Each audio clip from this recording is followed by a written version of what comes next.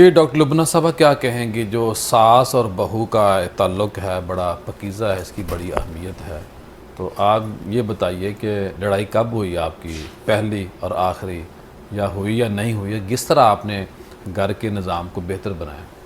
اچھا سیاح صاحب، ایک تو بہت شکریہ اس اہم موضوع پہ بلوانے کے لیے۔ میں آپ کو فرینکلی بتاؤں، ایک تو میں تو خود ٹی وی جرنلسٹ رہی ہوں، تو مجھے پتہ ہے ٹی وی کے سامنے ہم کچھ اور ہوتے ہیں اور پیچھے کچھ اور ہوتے ہیں، لیکن میں آپ کو بالکل آنیسٹلی بتا رہی ہوں، میں بڑی لکی ہوں بہت سارے معاملات میں۔ ان میں سے ایک معاملہ یہ بھی میں بڑی خود کو خوش قسمت سمجھتی ہوں کہ میرے سسرال میں کچھ اس قسم کے معاملات مجھے کبھی فیس کرنا نہیں پڑے۔ مطلب ایک تو میں بزی بہت زیادہ رہی اور اب بھی رہتی ہوں، تو مجھے کبھی جب کوئی پوچھے نا کہ کوئی لڑائی جھگڑے ٹائپ چیز، تو مجھے تو ڈائریکٹلی کبھی کوئی ایسے معاملہ فیس کرنا نہیں پڑا۔ اب جہاں تک میری ساس صاحبہ کا تعلق ہے، میری شادی کے آئی تھنک 1 سال کے بعد ان کی ڈیتھ ہو گئی، اور جتنا عرصہ بھی ہم اکٹھے رہے تو کبھی کوئی ایسا معاملہ نہیں ہوا۔ میں یہ نہیں کہہ رہی کہ کوئی بہت ہی آئیڈیل قسم کا رشتہ ہوتا ہے، اور میں ویسے ڈائلاگ پہ اور یہ ریٹرک پہ بلیو نہیں کرتی۔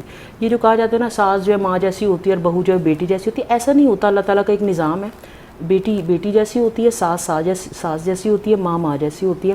مثال کے طور پہ آپ دیکھیں نا، اگر آپ کہتے ہیں کہ ساس جو ماں جیسی ہوتی ہے تو نہیں ہو سکتی، کیونکہ آپ بھی جانتے ہیں کہ آپ بھی اپنی ماں سے کبھی لڑائی جھگڑا کیا ہوگا، بدتمیزی کی ہوگی، نافرمانی کی ہوگی، گستاخی کی ہوگی۔ یہ چیزیں ہم ایسے رشتوں کے ساتھ نہیں کر سکتے۔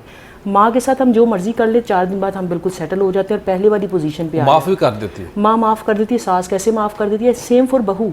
دیکھیں نا، ماں آپ اپنی بیٹی کو کچھ بھی کہہ لے، گالی گلوچ بھی کر لے، ڈانٹ ڈپٹ کر لے، کچھ ناجائز کر لیں، وہ 4 دن بعد آپ کی ماں ہی بن جاتی ہے، لیکن ساس کے لیے بہو یا بہو کے لیے ساس اس طرح سے نہیں ہو سکتی۔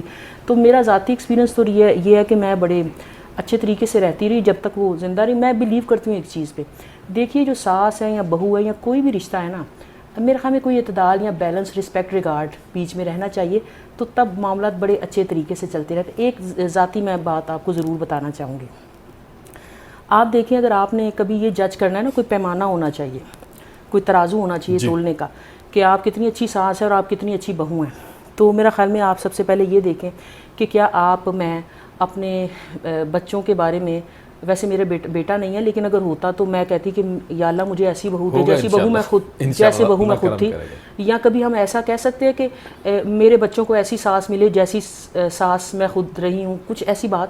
میرا مطلب ہم اپنے آپ کو اس جگہ پہ رکھ کے دیکھیں، تو میں ویسے بلیو یہ کرتی ہوں کہ چیزوں میں، رشتوں میں، تعلقات میں اعتدال، توازن ہونا چاہیے۔ اور وہی بات میں پھر سے کہوں گی کہ میں کوئی آپ کی طرح نمازی پرہیزگار تو نہیں ہوں، لیکن میں یہ بلیو ضرور کرتی ہوں میں بلیو کرتی ہوں کہ آپ نے بہت ساری باتوں کے حوالے سے اللہ کے آگے جواب دہ ہونا پڑتا ہے آپ کو۔ تو جب آپ ساس کے رشتے کے بارے میں یا ماں باپ کے بارے میں یا کلیگ کے بارے میں، سب کے بارے میں ایسے سوچیں نا کہ مجھے کوئی دیکھ رہا ہے، میں نے جواب دہ ہونا ہے، تو مجھے لگتا ہے سب سے پہلے آپ کا رویہ خود سے ہی تبدیل ہو جاتا ہے۔ جی بڑی اہم بات کی ہے آپ نے۔ دیکھیے کہ جو ساس ہے وہ بھی ود ڈرا کرتی ہے، جی، اور جو بیٹی ہے وہ بھی گھر چھوڑ کے دوسرے گھر میں آتی ہے، اور بڑا مشکل ہوتا ہے دونوں کو اگر ذہنی طور پہ آپس میں ہم آہنگ ہو جائے اور سمجھیں کہ یہ مجھے اختیارات دے رہی ہے، اور وہ یہ سمجھے کہ یہ اپنی ماں کو چھوڑ کے میرے پاس آئی ہے، اور جو میں چاہتی ہوں کہ میری بیٹی کو اچھی ساس ملے، یا میری بیٹی کی جو ساس اچھا سلوک کرے، تو کیوں نہ میں اس کو اپنی بیٹی بنا لوں۔ یہ منہ بولے رشتے ہوتے ہیں، اصل میں تو یہ جیسے ہم آپ کو کہہ دیتے ہیں کہ یہ میری بہن ہے، یہ میری بیٹی ہے، بیٹا کیسی ہو، بیٹی کیسی ہو، تو یہ ایک رشتے ہوتے ہیں، یہ ہماری اپنی اسلام کی، اس خطے کی روایات ہیں۔ کیا کہیں گے لبنہ صاحبہ؟ جی، آپ بالکل ٹھیک فرما رہے ہیں کہ یہ رشتے ہوتے ہیں، ان میں احترام، لحاظ کا ایلیمنٹ رہنا چاہیے، اور پیار محبت کا ایلیمنٹ بھی ہونا چاہیے۔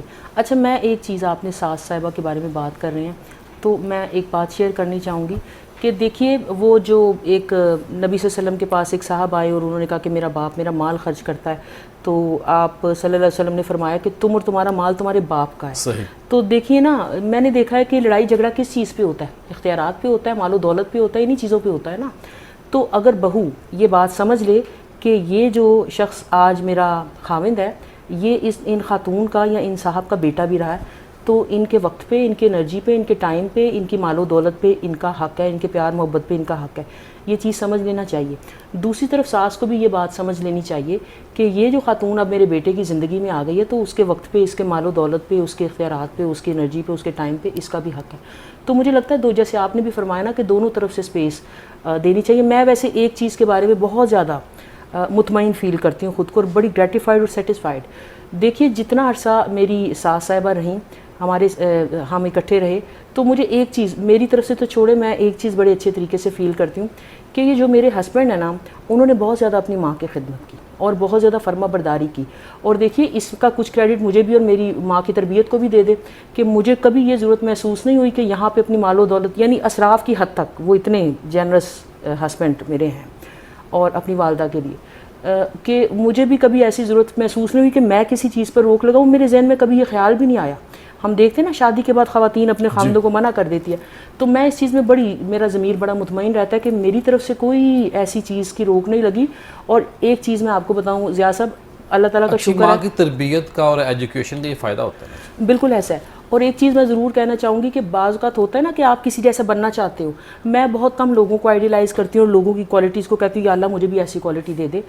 لیکن شادی کے بعد میں آپ اس کی بات آپ کو بتا رہی ہوں پرائیویٹ، کہ میں نے ایک چیز کی دعا کی کہ یا اللہ میرا میاں جو ہے وہ اپنی ماں کا اس قدر زیادہ فرما بردار ہے اور اپنی ماں کے لیے اتنا زیادہ جینرس ہے کہ یقین جانیے کہ شادی کے کچھ ہی ماہ بعد، اگرچہ میں بھی اپنی ماں کے ساتھ بڑا اچھا سلوک کرتی تھی لیکن ان کا سلوک اپنی ماں کے ساتھ بہت اچھا تھا. میں نے باقاعدہ دعا کی کہ یا اللہ میں بھی اپنی ماں کی اتنی فرما بردار ہو جاؤں جتنا میرا میاں اپنی ماں کا فرما بردار، یعنی یہ میں نے دعا کی. مجھے کسی نے، ایک صاحب نے، ایک ہمارے بزرگ فیملی کے، انہوں نے کہا کہ میں نے کہا میں نے اپنے خاوند کو کبھی نہیں روکا اور وہ بڑے اپنی ماں کے لیے فرما بردار ہے، حد سے زیادہ، ضرورت سے بھی زیادہ، بعض اوقات آؤٹ آف دا وے جا کے. انہوں نے کہا کہ آپ بہت اچھا کرتی ہیں کیونکہ کل کو آپ کے بچے بھی آپ کی اسی طرح سے فرما برداری کریں گے. تو یہ میں بڑی سیٹسفائڈ فیل کرتی ہوں اپنے لیے بھی اور اپنے ہسبینڈ کے لیے بھی.